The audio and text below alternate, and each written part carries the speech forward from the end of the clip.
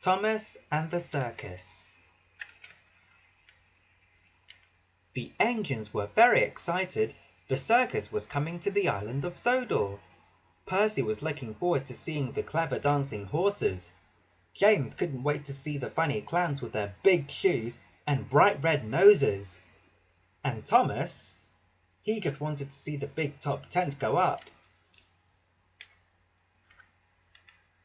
All the engines wanted to be chosen to go to the docks to collect the circus. But who would the Fat Controller ask? It was Thomas! He was excited. "But Thomas," the Fat Controller said, "if there are too many trucks for you to pull, you must share the work with the other engines." "Yes, sir, I will," said Thomas, and he steamed off happily with Annie and Clarabelle. At the docks, Cranky the Crane had loaded the circus train. There were horse boxes and costumes and people everywhere. The acrobats and clowns climbed aboard Annie, and Clarabelle carried the ringmaster and the band. Salty shunted the very long, very heavy circus train into place behind Thomas. "Need any help, matey?" Salty asked. Thomas remembered what the Fat Controller had said about sharing the work, but he wanted to pull the circus train all by himself. "No thank you, Salty," he said. "I can do it." Then Thomas took the biggest puff he could and slowly chuffed out of the countryside. Thomas wanted to do a good job, and he had to work very hard indeed. His pistons pumped and his traction rods rattled, but Thomas was so happy that he took no notice. Peep, peep!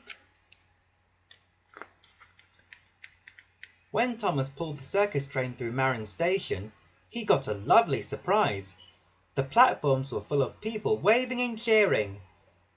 The circus performers waved back, and the band played a cheerful song.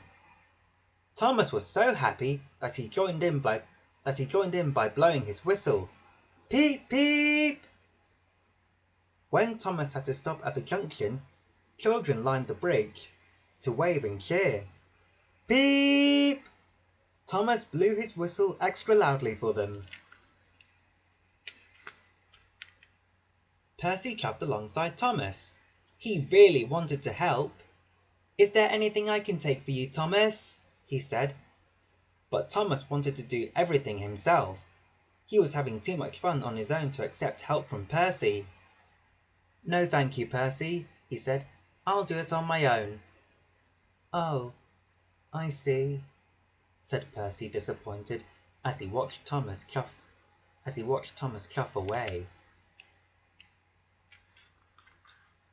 Thomas puffed on and on and on. The train felt heavier and heavier and heavier. His traction rods rattled and rattled and rattled. When he stopped at a signal, James was waiting in the siding. Like Percy, James wanted to help with the circus train. "If you uncouple some trucks, I can take them for you," James offered. But Thomas still didn't want any help, even though he was tired. "No thank you, James," he said. "I can do it on my own."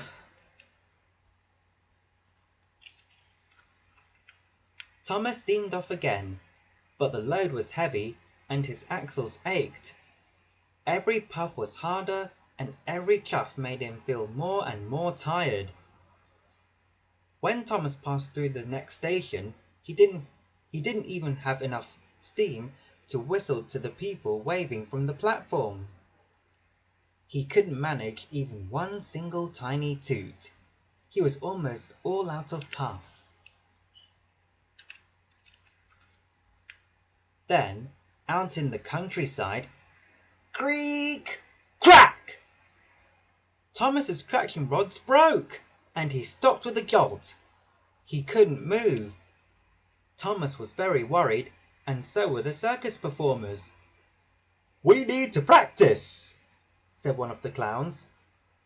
"And the horses need more hay," said the ringmaster. Thomas's driver telephoned for help, and soon James arrived with new traction rods. Percy brought some hay for the horses too. Thomas was very sorry to have caused a delay. "I wanted to keep all the fun to myself," said Thomas, "but now I wish I had shared the work with you." "Never mind, we'll all have fun now," puffed Percy kindly.